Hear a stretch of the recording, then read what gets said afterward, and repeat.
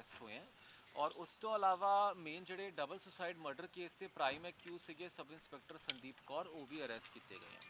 Sir ਇਹਨਾਂ ਦੀ ਜੋ ਸੁਣ ਚ ਆਇਆ ਕਿ ਮਾਸੀ ਦੇ ਬੇਟੇ ਨੇ ਜਿਹੜੇ EMPLOYE ਨੇ ਪੰਜਾਬ ਦੇ Ajay ji it is a matter of investigation जेकर कोई और बंदा भी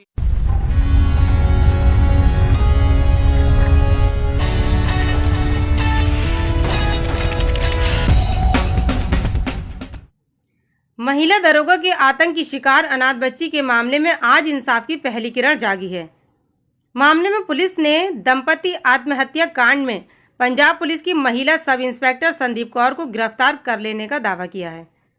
मामले में मीडिया से बात करते हुए एसएसपी ध्रुव ढाइया ने दरोगा को गिरफ्तार कर लेने की बात कही।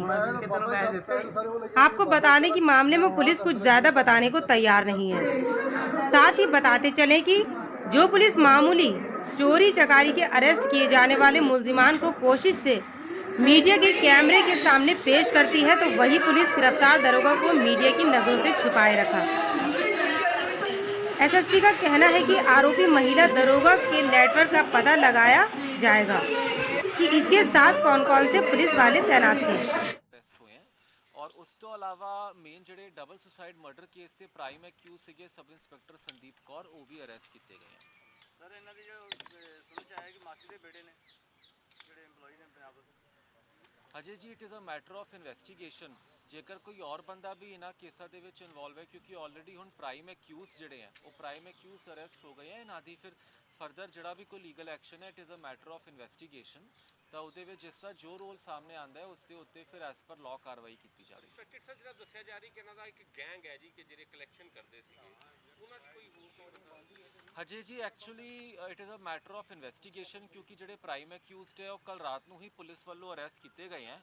ਸੋ ਉਹ ਜਿਹੜੇ ਵੀ ਕੋਈ ਐਂਗਲ ਆਂਦੇ ਹੈ right now it is too premature to comment on that, ਪਰ ਇਹ ਹੈ ਕਿ ਆਪਾਂ ਹਰ ਇੱਕ ਐਂਗਲ ਨੂੰ ਇਨਵੈਸਟੀਗੇਟ ਕਰਾਂਗੇ ਔਰ ਜੇ ਕਿਸੇ ਵੀ ਔਰ ਬੰਦੇ ਦੀ ਕੋਈ ਇਨਵੋਲਵਮੈਂਟ ਆਂਦੀ ਹੈ ਸੋ ਉਸ ਦੇ ਉੱਤੇ ਜਿਹੜੀ ਵੀ ਮਤਲਬ ਕਿ ਅਪਰੋਪਰੀਏਟ ਜਿਹੜੀ ਐਸ ਪਰ ਲਾਅ ਐਕਸ਼ਨ ਹੈ it will be taken. Sir ransom ਕਿੰਨੀ ਲਿੱਤੀ ਰਿਕਵਰ ਹੋ ਗਈ ਜਿਹੜੀ SIG ਸੰਦੀਪ ਕੌਰ ਦੀ ਸਰਵਿਸ ਰਿਵੋਲਵਰ ਸੀ ਰਿਕਵਰ ਹੋ ਚੁੱਕੀ ਸਰਵਿਸ ਰਿਵਾਲਵਰ ਹਜੇ ਰਿਕਵਰ ਨਹੀਂ ਹੋਇਆ ਜੀ। ਸਰ ਇਹਨੂੰ ਇਸ਼ੂ ਨਹੀਂ ਹੋਇਆ ਇਹਨਾਂ ਨੂੰ ਕੋਈ ਸਰਵਿਸ ਰਿਵਾਲਵਰ ਇਸ਼ੂ ਵੀ ਨਹੀਂ ਹੋਇਆ ਵਾ। ਨਹੀਂ ਹੋਇਆ ਕੋਈ ਹਾਂਜੀ ਸਰ ਇੱਕ ਜਿਹੜੀ ਰੈਂਸਮ ਦੀ ਗੱਲ ਕੀਤੀ ਜਾਂਦੀ ਕਿ ਉਹ 18 ਲੱਖ ਹੀ ਸੀ ਕਿ ਜ਼ਿਆਦਾ ਸੀਗੇ ਕਿ ਹਾਲੇ ਕੁਝ ਸਾਹਮਣੇ ਆਈ ਹੋਵੇਗਾ ਹਜੇ ਜੀ again it is a matter of investigation. Sir blackmail ਕਿਸ ਚੀਜ਼ ਦਾ ਹੋ ਰਿਹਾ ਸੀ? ਉਹਦੇ ਕੋਲ ਕੋਈ ਵੀਡੀਓ ਸੀ ਇਹਦੀ ਜਾਂ ਕੁਝ ਹੋਰ ਸੀ? ਉਹ ਬਲੈਕਮੇਲ ਕਿਉਂ ਕਰਦੀ ਸੀ?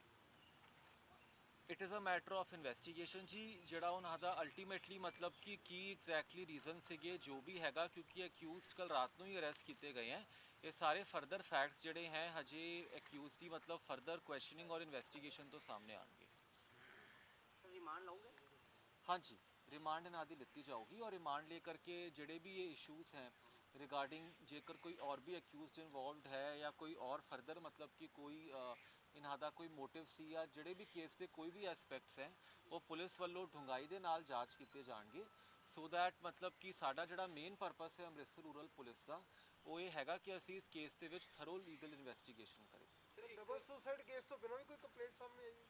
हाँ जी ਡਬਲ ਸੁਸਾਈਡ ਕੇਸ ਤੋਂ ਬਿਨਾਂ ਵੀ ਕੋਈ ਕੰਪਲੇਂਟ ਆਈ ਹੈ ਔਰ ਉਹਨਾਂ ਦੇ ਖਿਲਾਫ? नहीं जी ਇਹਨਾਂ ਦੇ ਖਿਲਾਫ और कोई कंप्लेंट नहीं है ਸਰ ਇਹ ਐਕਚੁਅਲੀ ਜਾਂਦੀ मतलब साढ़े सामने कोई नहीं आई है और ਸਰ ਇੱਕ SHO ਮਹਿਤਾ ਦੀ ਵੀ ਭੂਮਿਕਾ ਕੁਐਸਚਨੇਬਲ ਹੈ ਕਿ ਉਹ ਅੰਮ੍ਰਿਤਸਰ ਆ ਗਏ ਸੀ ਆਪਣੀ ਡਿਊਟੀ ਛੱਡ ਕੇ ਬਿਨਾਂ ਸਾਹਿਬ ਨੂੰ ਦੱਸਿਆ ਤੇ ਕਿਆ ਉਹ ਉੱਥੇ ਸਸਪੈਂਡ ਤੇ ਹੋ ਚੁੱਕੇ ਨੇ? ਤੁਸੀਂ ਸਮਝਦੇ ਹੋ ਇਹਦੇ ਨਾਲ ਉਹਦਾ ਕੋਈ ਲਿੰਕ ਸੀਗਾ? SHO ਮਹਿਤਾ ਦੀ ਜੀ ਸਸਪੈਂਸ਼ਨ ਹੋ ਕੇ ਡਿਪਾਰਟਮੈਂਟਲ ਇਨਕੁਆਇਰੀ ਆਰਡਰ ਕੀਤੀ ਗਈ ਹੈ ਤੇ ਫਰਦਰ ਜਿਹੜੇ ਇਨਕੁਆਇਰੀ ਆਫੀਸਰ ਹੈ ਉਹਨਾਂ ਨੇ ਵੀ ਉਹਨਾਂ ਤੱਥਾਂ ਨੂੰ ਇਨਵੈਸਟੀਗੇਟ ਕਰਨਾ ਹੈ ਔਰ ਬਾਕੀ ਉਸ ਤੋਂ ਇਲਾਵਾ ਆਬਵੀਅਸਲੀ ਇਹਨਾਂ ਕੇਸਾਂ ਦੇ ਵਿੱਚ ਵੀ ਇਨਵੈਸਟੀਗੇਸ਼ਨ ਹੋਏਗੀ ਸੋ ਜੋ ਵੀ ਮਤਲਬ ਕਿ ਲੀਗਲ ਐਕਸ਼ਨ ਹੈ ਇਟ ਵਿਲ ਬੀ ਟੇਕਨ।